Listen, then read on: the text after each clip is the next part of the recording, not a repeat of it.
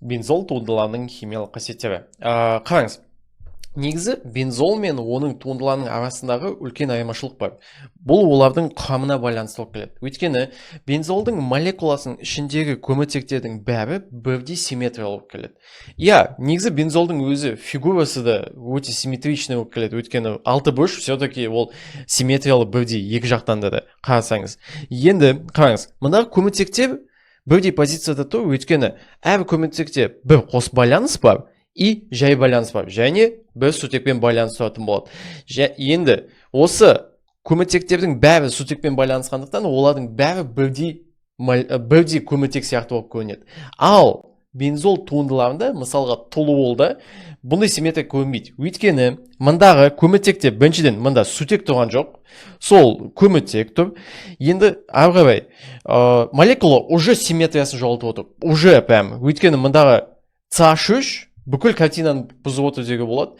Енді бұдан басқа біздерде, в принципе, айтатын зат жоқ уже бұдан басқа. Енді қараңыз, симметрияның бұзылуының кесінен біздерде бензол мен оның туындыларының арасындағы химиялық қасиеттер вообще бір-біріне ұқсамайды.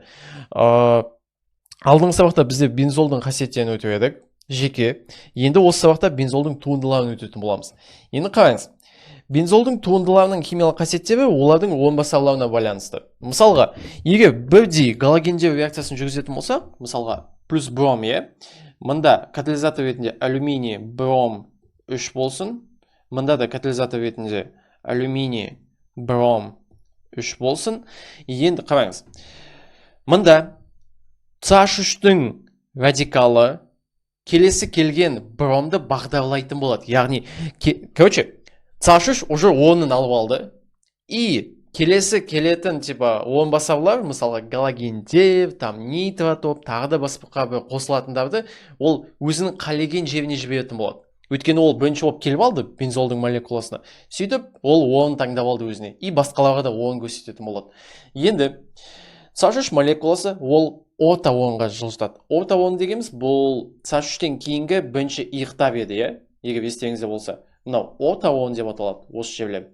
Ал мына жерлер бізде мета деп аталады, мына аяқтар. Ал құйрық, то есть мына параллель тұрған орын, бұл пара орын деп аталады.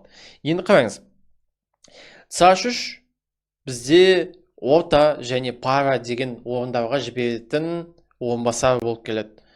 Сөйтіп, CH3 орта және пара орынға то есть бағдарлайтын болады. Сөйтіп, мындағы орта орыннан сутекті алып тастаймыз, броммен жалғастырамыз. Плюс сонда пайда болады. Мен мынаның бәрін жазып отырмаймын, сол үшін молекуласының фигурасын ғана жаза салам. Мында CH3 тұр, и мында бром тұр. Енді тура сол бромдау реакциясы, бірақ уже басқаша бағдарлайтын орынбасармен. Нитротоп біздерде мета орынға бағдарлайтын болады. Сөйтіп, біздерде мындағы сутекті алып тастауымыз керек. H бром түсіріледі, плюс пайда болады. Сол баяғы мында нитротоп тұрады, и мында бром қосылатын болады. Енді қараңыз, біздер орынбасарлардың қайда бағдарлайтынын қайдан біле аламыз. Біріншіден, орынбасарлар бензолдың ішінде екі типті болады. Бұлар бірінші текті және екінші текті ориентант деп аталады. Қазақша бағдарлайтын заттар. Енді бағдарлайтын заттар бірінші текті болатын болса, бұлар радикал болу тиіс. Мысалға, метил радикалы, этил радикалы деген сияқтылар, және галогендер бола алады. Гидроксид тобы, амино топ және метоксид тобы. Бірақ метоксид тобы бізде көп көрінбейді негізіне. Және метоксид тобы тағы жай эфирлерде көре аламыз. Енді екінші текті ориентанттар. Бұл нитротоптар, бұл альдегид тобы, және бұл жай эфирлердің тобы, және карбоксилді топтар. Енді, и, конечно, күрделі эфирлер. Енді қараңыз. Егер бензолдың ішінде, мысалға, CH3 болды делге, CH3 бұл радикал. Яғни бірінші текті ориентант. Енді бұған қосылатын келесі галогендер хлор, бром, нитротоп, HO, NO2-лер, бұл қосылатын заттардың бәрі CH3-тің жіберетін орнына барады. CH3 бізде бірінші текті абентант болғандықтан ол орта және пара орынға жібереді. Орта орын осы екеуі, мына екі иық. Ал мындағы ең соңғы нүкте бұл пара орын, құйрық деп айтар едік оны. Осыны пара орын деп атаймыз. Егер бензолдың молекуласында біздерде там NO2 тұратын болса, NO2 келесі келген там хлор, бром, там NO2 дегендердің бәрін, бұлардың бәрін мета-орынға жіберетін болады. Өйткені ол екінші текті абентанттарға жататын болады. Так, мета-орынға. Бұл момент түсінікті болды деп ойлаймын. Енді қараңыз. Осы бензолдың радикалдарының химиялық қасиеттеріне өтсек. Біріншіден, бензолдың радикалдары орын басу реакцияларына түседі. Мысалға галогендеу. Егер молекуланың ішінде бірінші текті абентант болса, мысалға бірінші текті абентанттар бұл, қазір көрсетем, галоген ретінде алайын. Бірінші текті абентант, мысалға бром болса. Оған мен тағы галоген қосып отырмын. Мысалға хлор. Катализатор ретінде мен алюминий, хлор 3 алып отырмын. Енді алюминий хлор 3 біздерде сутек шығарып алады. Қай жердің сутегін шығарады? Әрине бром көрсеткен жерде. Бром бұл бірінші текті абентант, сондықтан ол орта орынды таңдатады. Осы жер сутекті шығардық, хлормен қостық, пайда болады бізде. Мында бром тұрады, мында хлор тұрады. Енді қараңыз.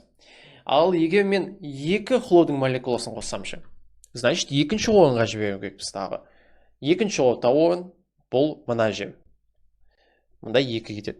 Ал егер мен үшеуін қоссамшы, үшінші жерге кетеді, мында пара орынға. Сонда бізде орталардың бәрін салып тастадық, и пара орынға да салып тастадық.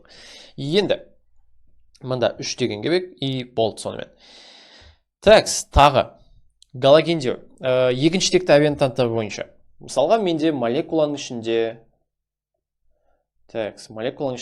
сол баяғы нитротоп тұрсын, NO2-ның тобы. Плюс менде сол баяғы типа бром, катализатор алюминий бром 3 пайда болады менде. Біріншіден, нитротоп ол екінші текті абентант. Екінші текті абентанттар бізде мета-орынға жібереді олар. Сондықтан мен мына жерден, немесе мына жерден сутекті атып аламын. Плюс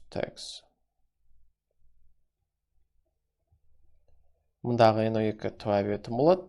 Ал мұнда... неге онда салып отырмын?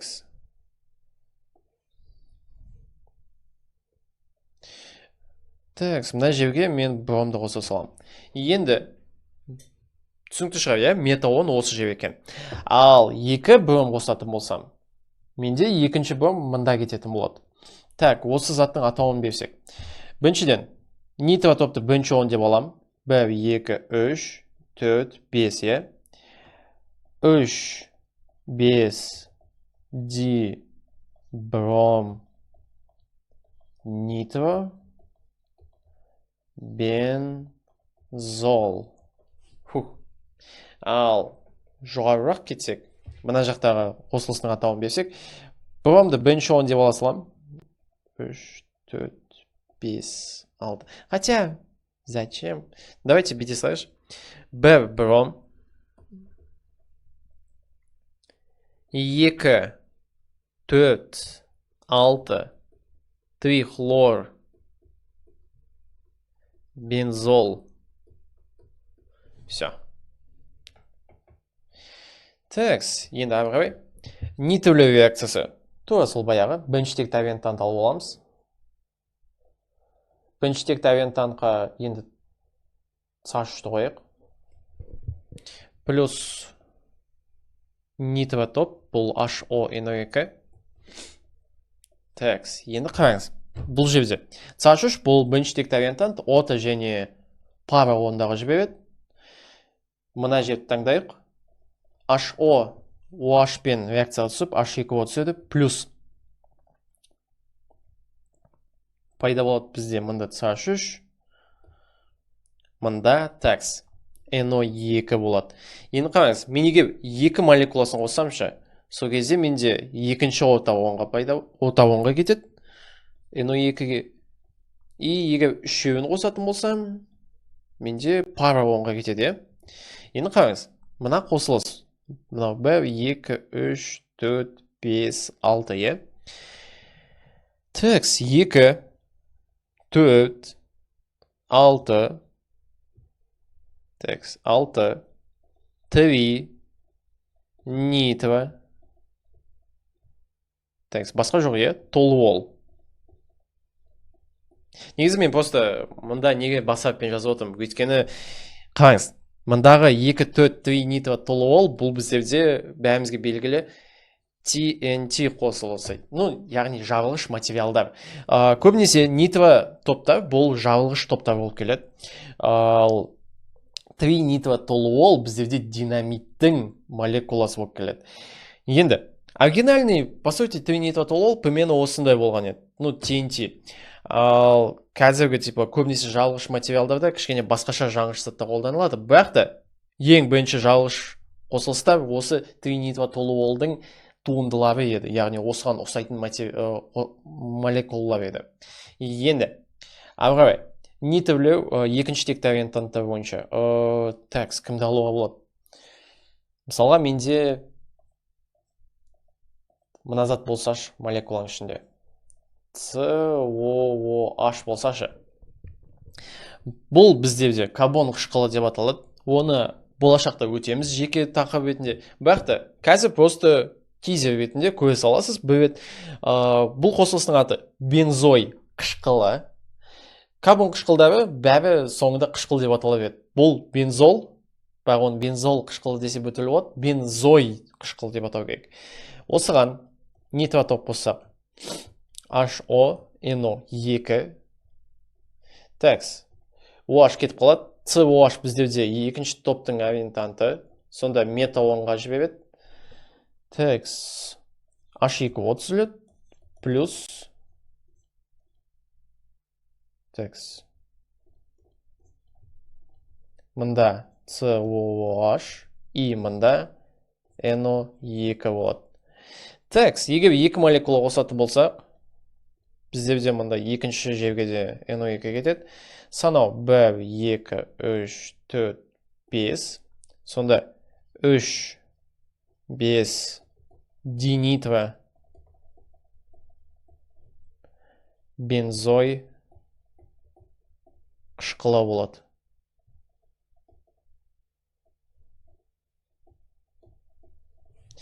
Такс. Все, ағай. Такс, бүйірлік тізбектер бойынша реакциялар. Қараңыз, бүйірлік тізбек дегеніміз не? Біріншіден бұл бензол молекуласының сыртында тұрған омбасаулар бойынша жүретін реакциялар. Яғни бүйірлік тізбек осылар. Бүйірлік это боковой.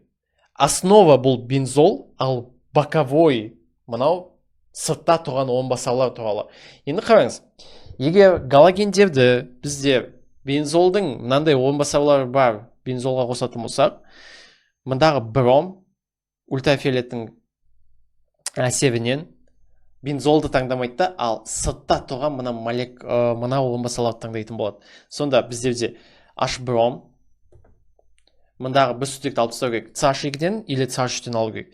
Егер естеріңізде болса, біздерде бұндай жерлерде Зайцев ережесі жұмыс істейтін еді. Яғни қай жерден сутекті оңайырақ татып алу, сол жерден татып аламыз. А именно азырақ сутегі бар жерден. Сонда такс. Мында CH2 емес уже, CH1 ғана қалады, мында CH3 и мында бром. Такс. Ары қарай. Енді қараңыз, мына жерде вообще бензолдың сыртында қос байланысы бар қосылыс тұр. Бұл жерде бром, әрине қос байланысы бар қосылысқа қосылып кете салады. Ол даже ойланбайды бұндай жерде. Мында CH, мында CH2, қос байланыс жойылып, мында бромда пайда болады. Енді қараңыз. Осындай кезде мынандай қосылыстарды қалай атау керек? Біріншіден, бензолды біздер не всегда основа ретінде алуымызға болады. Мысалға, мына жағдайда біздерде бромды да көрсеткіміз келеді, бензолды да көрсеткіміз келеді, и еще CH пен CH3-тің бар екенін де көрсетуіміз керек. Енді негізгі тізбек ретінде мен мына CH пен CH3-ті аламын. Ал бензолдың былай шығып тұрғанын мен оны типа 10 басар деп айтамын. Мына CH-тың 10 басары. Бұндай кездерде бензолды біздер фенил деп атаймыз. Фенил. Сонда біздерде бір, мына жер бірінші орын, мына жер екінші орын, бір бром, бір фенил, этан. Иә, біртүрлі, конечно, что бензолды типа 10 басар ретінде қабылдау кішкене біртүрлі деген сияқты не. Бірақ та ол да 10 басар бола береді. Ол типа ерекше емес қой басқа органикалық молекулалардан. Енді мында біріншіден қай жерден санаймыз? 1, 2 ди бром, 1 фенил, бензол. Енді мына момент түсінікті болды деп ойлаймын. Енді ары қарай қозғалсақ, тотығу реакциясы. Біріншіден біздерде бір тотығу реакциясын, толуолдың тотығу реакциясын есте сақтауымыз керек. Бұл реакция негізі, бензолдың басқа молекула тотықпайды деп айтуға болмайды, бірақ та бұл реакция өте көп кездесетін реакция болғандықтан мен қазір көрсетіп отырмын. Ол үшін біздер бүйте саламыз. Оттекті мына осылай қосамыз оған. Содан кейін біздердегі мындағы CH3 COOH-қа айналады, плюс H2O-ға. Мында теңестіру үшін мында 2 қою керек. Нет, 2 емес, даже 3 қою керек. Енді қараңыз, не үшін мен оттекті былай қосып отырмын? Өйткені мына оттек негізі былай қосылады. Калий марганец O4 плюс H2O плюс там H2SO4 болуы мүмкін вроде как. Енді қараңыз, мынаның бәрін жазып, оны еще өнімдерде не пайда болатынын жазып отырғанша, мен просто бұл туралы ұмытамын да, и оттекті былай қоса саламын. По сути, ештеңе өзгермейді. Менде реакцияның даже теңестіруі де дұрыс келетін болады, егер осылай жазатын болсам. Яғни есептеген кезде де осы реакция дұрыс деп саналады. Текс, ары қарай жану реакциясы. Қараңыз, бензол и бензолдың туындылары жану реакциясына түседі әрине. Бензолдың өзін қазір жазып жіберсек, плюс O2 пайда болады. Органиканың любой молекуласы жанған кезде бірдей зат пайда болады. Бұл CO2 плюс H2O. Енді мен мынаны қысқартып жазғым келеді да, молекула түрінде CO2 плюс H2O. Мына екеуінің қайсысын типа теңестіру оңайырақ? Әрине, былай жазылған бензолды теңестіру оңай. Сол үшін мен осылай жазып үйренгем. C6, H6, H2, мында 3 қойылады. Оттек саны 12 плюс 3, 15 болды. Мында 7,5 қоюға болады, типа 15 шығару үшін. Бірақ олай істеуге өкінішке орай болмайды. Сонда менде қазір 15 қойылу керек ана жерде. Мында 15 қоямыз. Енді бүйтуге тура келеді. Мында 2 қоямыз. Мында 12. Мында 6. Енді қараңыз. 12 көбейтілген 2 24 плюс 6 30. Мында 15 көбейтілген 2 30. Көметтек саны 12. Мында көметтек саны 12. Сутек саны әрине 12 бірдей. Енді осымен біздерде бензол туындыларының химиялық қасиеттері, там, типа, олардың қалай басқа заттармен әрекеттесетіні, және де бірінші, екінші текті варианттар бойынша бензолдың туындылары деген тақырып аяқталады. Келесі видеода бізде осы тақырып бойынша практикалық бөлім шығатын болады, үй жұмысының талдауы. Енді сол видеоларда кездескенше сау болыңыз.